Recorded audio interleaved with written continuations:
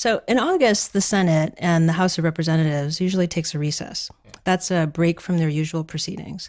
Members of Congress get to go home, see their families, talk to constituents, raise money. There's actually a federal law from the 1970s that specifies this break. It says to Congress that it shall take an August break unless we're at war. I mean, literal war, not political war. This formal August recess wasn't always considered something that was necessary to legislate, and there's a good reason. In the early days, Congress was usually done by then. Until the early 20th century, Senate sessions just weren't that long. The Senate met usually in December, stayed in session for 5 or 6 months, and then during the rest of the year, senators went home. Believe it or not, being a senator was at one time a part-time job. Kind of seems like that now, too. The break was also a relief from the really hot summers in Washington, D.C., summers that are notoriously hot and humid. You might even call it swampy. And the Senate chamber didn't even get manufactured weather, that's what they called air conditioning, until the 1920s, and even that system was pretty primitive. The air conditioning eventually got better, but there was another problem that developed too. As time went on, Senate sessions got longer and longer. By the 1960s, the Senate was still meeting without an extended break well into the fall. And in 1963, the Senate convened in January and didn't formally adjourn until December. The Senate Majority Leader at that time, Montana Senator Mike Mansfield, said he didn't recognize his wife anymore. A senator from Wyoming named Gale McGee convinced his colleagues to test out an August break in 1969. It turned out to be good enough of an idea that the Legislative Reorganization Act of 1970, signed in 1971, included a formal August recess. It looks like the current Senate will be taking some kind of recess this August. Why might this matter to President Trump? Because the job of Attorney General might be free sometime soon, and the Constitution might, just might, let the president fill that job without getting the usual required Senate approval. That's called the president's recess power. And it's yet another constitutional power Trump's unusual presidency is bringing up.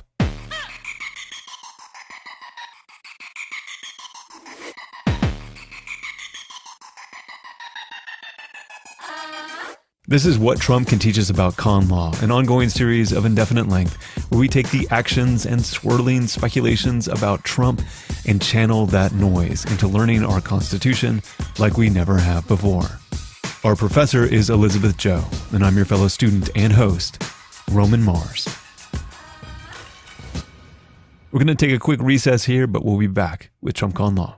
Before we start the show, I have a quick favor to ask. Radiotopia is conducting an anonymous listener survey across all its podcasts right now so that we can learn more about you, our audience. If you have 5 or 10 minutes to spare, go to surveynerds.com/conlaw and follow the prompts. It's an easy way to show your support for what Trump can teach us about con law, and it would mean a lot to me personally. That's surveynerds.com/conlaw.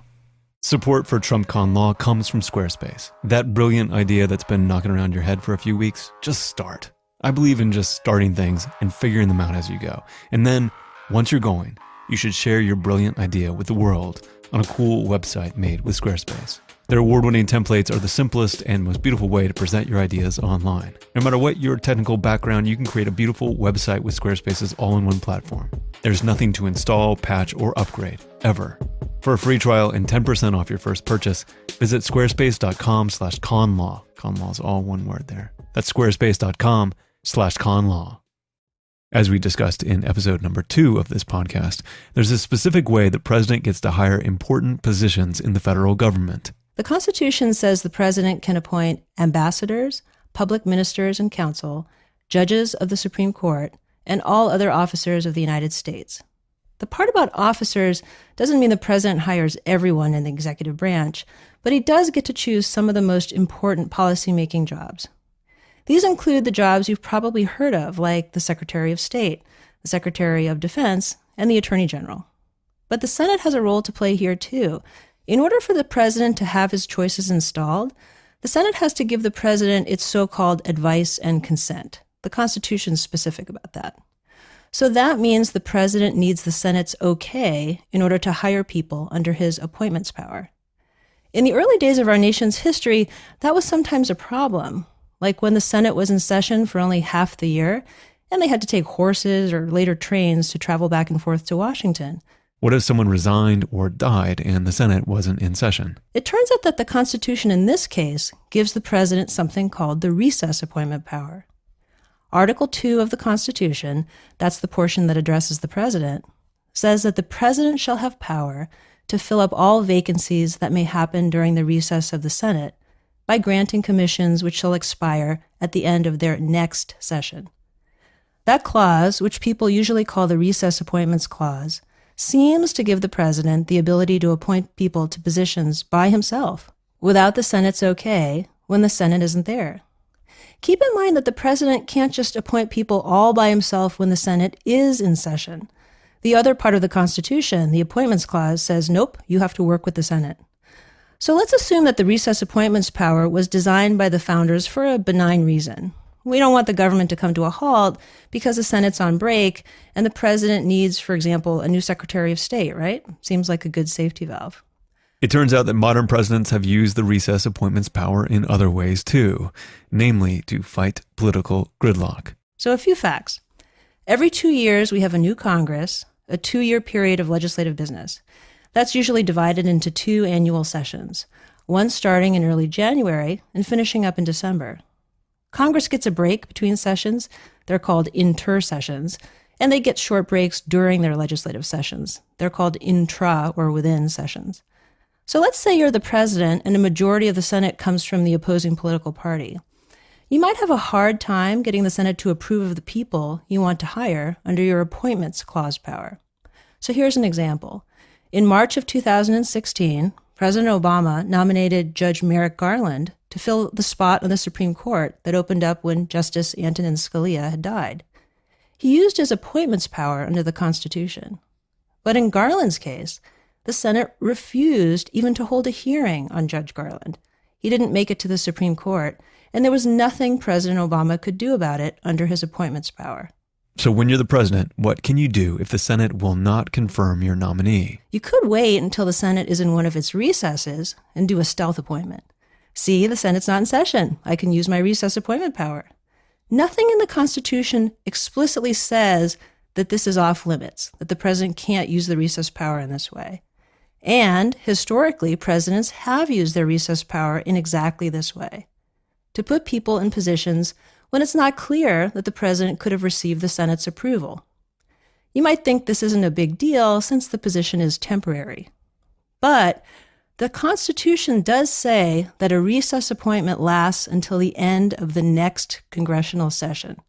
So if it's timed right, a recess appointment in theory can last almost 2 years. And the person who has that job has all the powers of a person who would have gone through the normal process with Senate approval.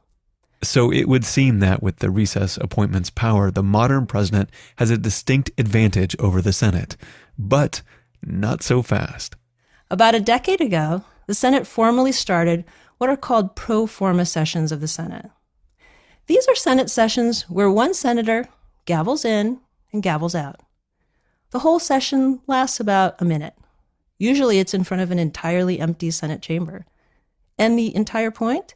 To make sure that a president doesn't have the chance to make a recess appointment. Can't make a recess appointment when we're not in recess, right? So you might think, surely the Supreme Court must have put a stop to this silly nonsense. Well, it took them until 2014, actually, to have a case where they interpreted the recess appointment power.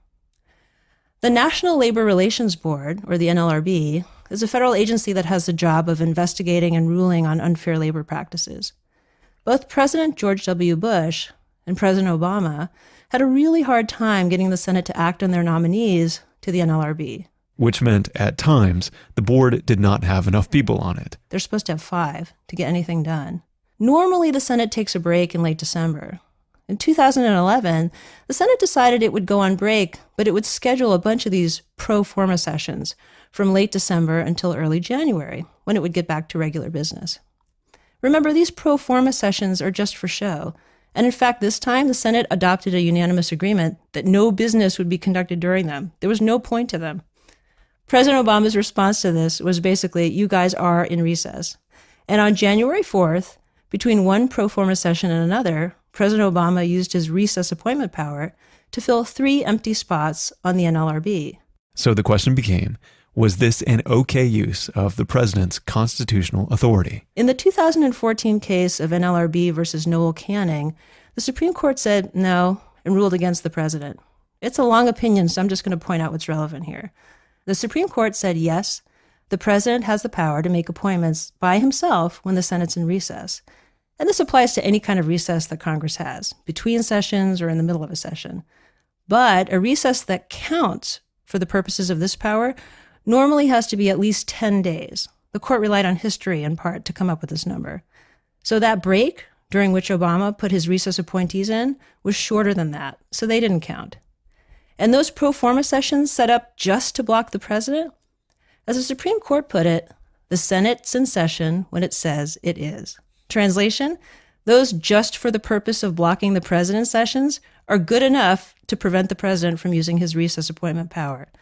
The result for President Obama was that his particular use of the recess appointment power was unconstitutional. So let's get to Trump. Jeff Sessions is the current Attorney General of the United States. As we record this, you never really know these days. The Attorney General is the head of the Department of Justice and a member of the president's cabinet.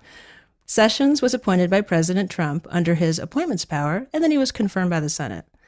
Of course, the problem for Attorney General Sessions is that now Trump seems to have cooled to him. It's been reported that Trump is upset with Sessions for recusing himself from the investigation into any ties the Trump campaign might have had with Russia. How do we know he's upset? Well, on July 24th, Trump described the Attorney General in a tweet as beleaguered, under siege. The next day, Trump said in another tweet that Sessions was, quote, weak. And in a press conference later that day, Trump said he was, quote, disappointed in his Attorney General. It's entirely possible then that Trump might fire Sessions, which he totally has the right to do. Or he could make life so miserable for Sessions that he resigns. In either case, we'd have an opening for a new Attorney General. So at this point, there are a number of possible choose-your-own-adventure routes that Trump might take, including the same appointment process that he used to appoint Sessions in the first place. But here's where Trump runs into some problems. What if, for example, Trump wants a new Attorney General who'd be more willing to fire Special Counsel Bob Mueller?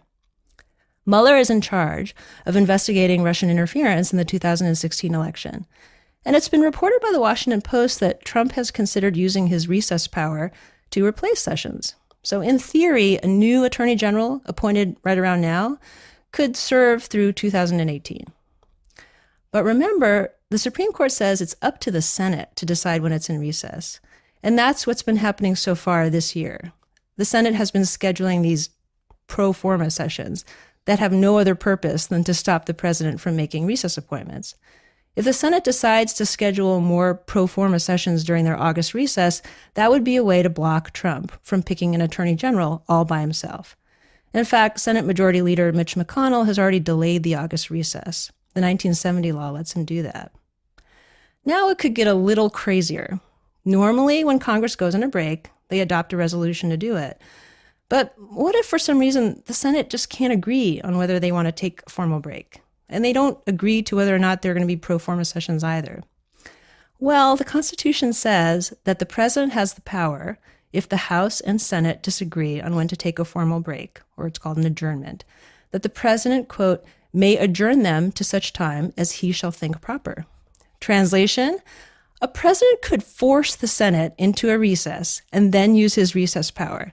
And in fact, that 2014 case about the recess appointment power, in that case, the late Justice Scalia brought up this very portion of the Constitution to say, well, the Senate has a lot of power, but the president has this little thing in his back pocket too. Which brings us to the classic crazy law school hypothetical. So could Trump say, I declare you, the Senate, are in recess, and I'm naming my own AG, and there's nothing you can do about it? Guess what? No president has ever tried to use this power. And so that means we really have no idea what the limits of this power means. And maybe this, too, could be another way that the Constitution might be tested by President Trump. One more 30-second recess, and then Trump con law continues. Are you hiring? Are you the president invoking Article 2, Section 2, Clause 2 of the U.S. Constitution? With ZipRecruiter, you can post your job to 100+ job sites with just one click. Then their powerful technology efficiently matches the right people to your job better than anyone else. That's why ZipRecruiter is different. Unlike the other job sites, ZipRecruiter doesn't depend on candidates finding you. It finds them. In fact, over 80% of jobs posted on ZipRecruiter get a qualified candidate in just 24 hours. Find out today why ZipRecruiter has been used by businesses of all sizes to find the most qualified job candidates with immediate results. And right now, my listeners can post jobs on ZipRecruiter for free. That's right, for free. Go to ziprecruiter.com/conlaw. That's ziprecruiter.com/conlaw. Is there any reason to believe that a recess appointment is necessary, given the fact that so far all of his appointments have been confirmed by the Senate? I think there would be pushback potentially in this case, because I think there is growing concern that a replacement for an attorney general might be the type of pick that might be more amenable to doing something that Trump wants to do. In other words, not recuse himself and potentially maybe just agree to Trump's wishes and fire Bob Mueller. We can't know that, but if that's a concern, then the whole scheme is set up so that the Senate can either just say, vote this person down, which they're allowed to do, or they can, even in a recess situation, say, well, we're just never going to be in recess. We're going to have a junior senator talk to an empty chamber all by himself and pretend they're doing something when they're really not.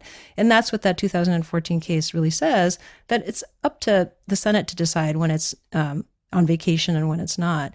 And one of the interesting things about that case is that, one of the things you can say is before the Supreme Court decided this case of NLRB versus Noel Canning, you might think, well, this seems like a ridiculous gaming strategy that both sides have used. So the Supreme Court should put a stop to it. It's gridlock. And really, one way to think about the Supreme Court's case is to say, well, democracy's inefficient and messy, but that's just the way it is. So you could leave this thinking that recess appointments and Senate countermoves to stop recess appointments are just petty politics. But it turns out some recess appointments have been very significant and positive. So even though the news about Trump gives us a picture of the recess appointment power as if it's some nasty game between the Senate and the president, if you look back in history, the recess appointment power has had some really good uses too. So the president can also use his recess appointment power to appoint judges when there are vacancies and the Senate's in recess. And in fact, there's a lot of evidence to suggest that the recess appointment power has been used to increase diversity on the federal courts. So the very first Black federal judge with life tenure was William Hastie, and he actually himself was a recess appointment appointed by President Truman.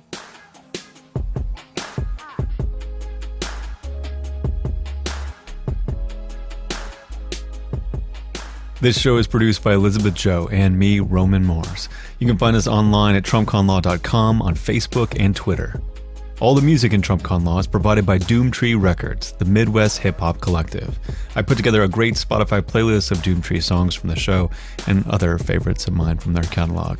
I've been listening to it non-stop. Find it, and you will love it.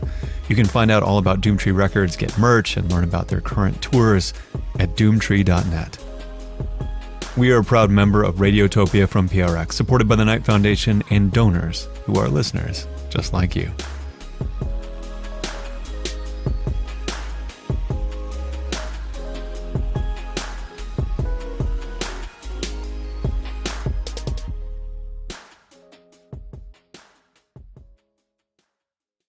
Thanks to AdZerk for providing their ad-serving platform to Radiotopia. Radiotopia.